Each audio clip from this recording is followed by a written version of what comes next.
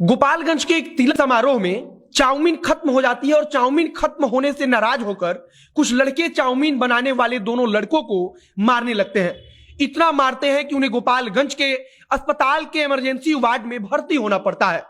अब आप सोचिए कि कैसा अजीब खबर है। सोचिए कि इसी गोपालगंज में इसके पहले चिकन और लिट्टी के लिए, मतलब मुर्गा लिट्टी के लिए गोली चल जाती है जिसमें एक व्यक्ति की मौत हो जाती है।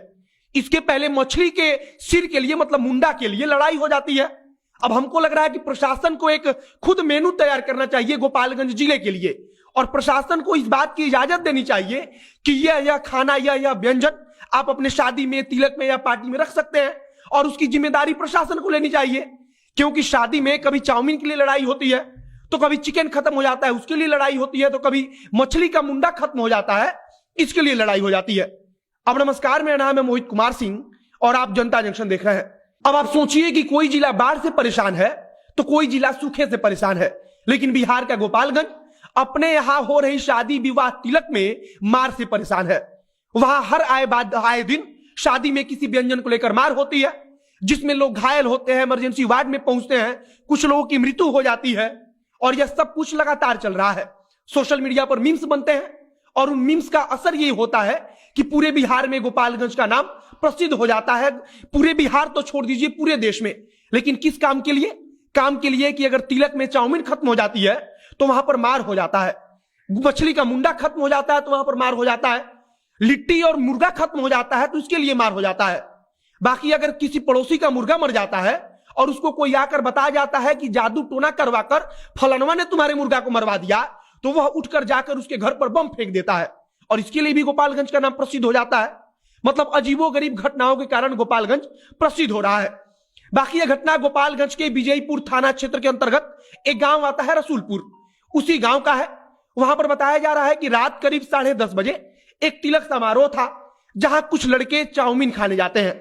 जब वे चाउमीन खाने जाते हैं तो 10:30 बजे उन्हें पता चलता है कि चाउमीन खत्म हो चुका है।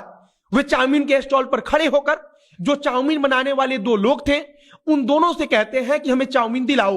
वे कहते हैं कि चाउमीन खत्म हो चुका है, अब हम और चाउमीन नहीं दे सकते हैं।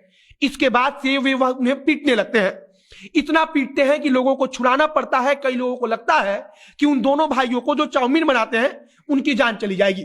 अफरा तफरी में अस्पताल पहुंचाया जाता है। हालत बेहद खराब हो जाती है तो उन्हें इमरजेंसी वार्ड में भर्ती किया जाता है। अब रसूलपुर पुलिस कह रही है कि जो दोषी हैं उनकी खोज खबर की जा रही है, उनकी खोज खबर ली जा रही है, उन पर एफआईआर दर्ज की जा रही है, उन पर कार्रवाई की जाएगी। लेकिन अब सोचिए कि कैसी अजीबोगरीब खबरें गोपालगंज से निकलकर सामने आ रही है।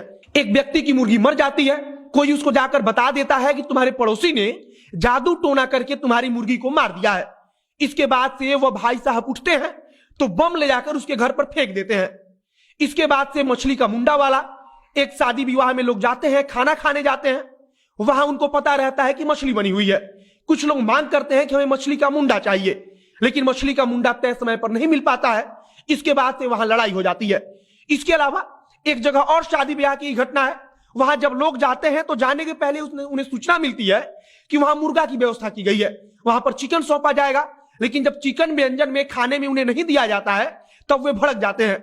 लड़ाई इतनी बढ़ जाती है कि एक सज्जन अपना बंदूक निकालकर गोली चला देते हैं, जिसमें एक व्यक्ति की मौत हो जाती है, कई लोग घायल हो जाते हैं। और अब ऐसा लग रहा है कि वाकई में जिला प्रशासन को गोपालगंज में होने वाले शादी ब्याहों के लिए एक मेनू तय करना चाहिए। उसे तय करना चाहिए कि क्या क्या खाने पीने वाला चीज रहेगा, और प्रशासन को खुद उसकी देखरेख भी करनी चाहिए कि कहीं उसकी कमी ना हो जाए। क्योंकि हम गोपालगंज वाले हैं तो हम अगर खाने में कमी हो जाएगी तो किसी को गोली मार देंगे, किसी का मारकर सर फाड़ देंगे। बाकी गोपालगंज की यह खबर आई है, सोशल मीडिया पर तमाम तरह के मीम्स बन रहे हैं। सोशल मीडिया पर मतलब गोपालगंज का नाम पूरे देश में खूब प्रसिद्ध हो रहा है।